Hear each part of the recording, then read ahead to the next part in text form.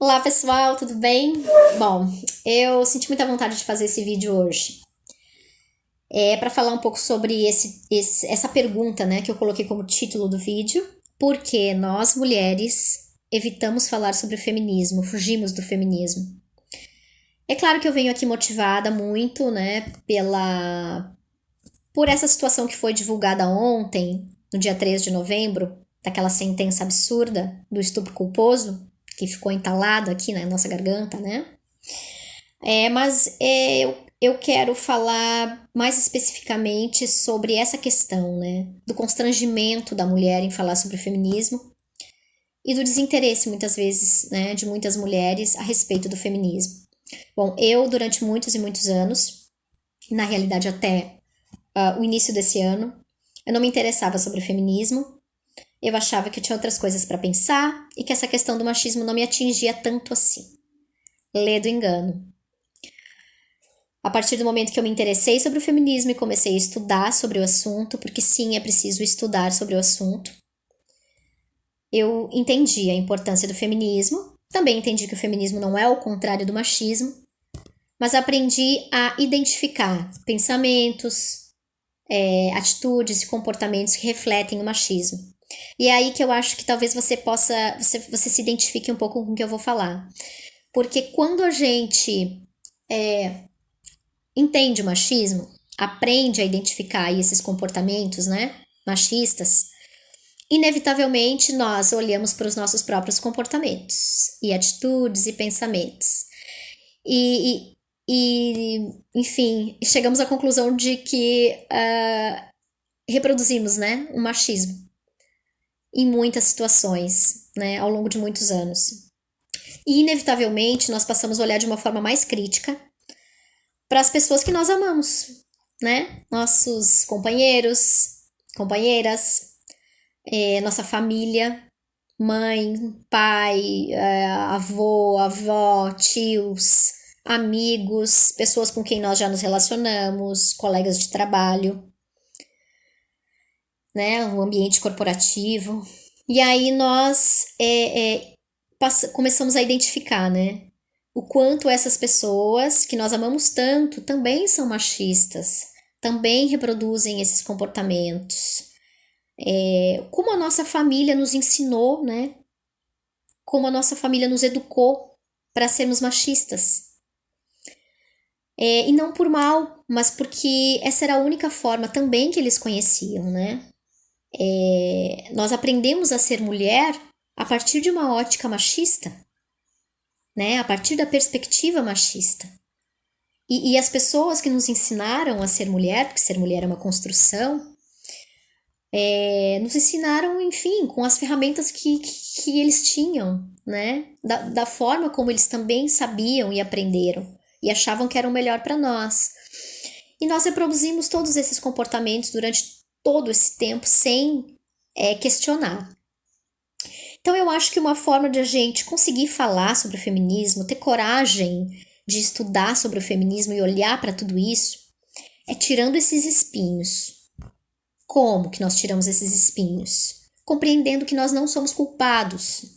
Nem eu, nem você, nem a nossa família, nem os nossos amigos, enfim. Nós reproduzimos esse modelo mental sem questionar durante todo esse tempo, mas agora nós não temos mais desculpa. Agora nós temos informações suficientes em grande quantidade para que nós possamos entender o que é o feminismo, compreender os comportamentos machistas e ter as ferramentas para mudar, né, tudo isso. Outra coisa bem importante que eu penso é que é interessante, né, para muitos grupos que não querem que o feminismo avance, para muitos grupos que não querem compartilhar o poder, é muito interessante que a gente tenha medo de falar sobre o feminismo, que a gente se sinta constrangida de falar sobre o feminismo, que a gente não queira incomodar falando sobre feminismo, porque dessa forma o machismo se perpetua, né? E o patriarcado se perpetua.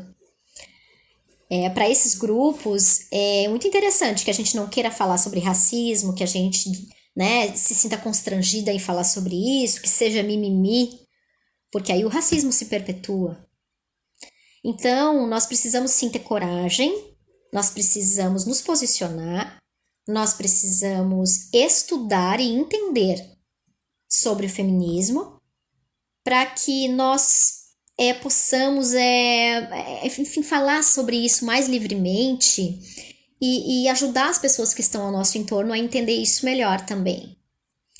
O feminismo, a partir de tudo que eu tenho estudado e também que eu concordo absolutamente, o feminismo é um movimento plural, um movimento que precisa incluir.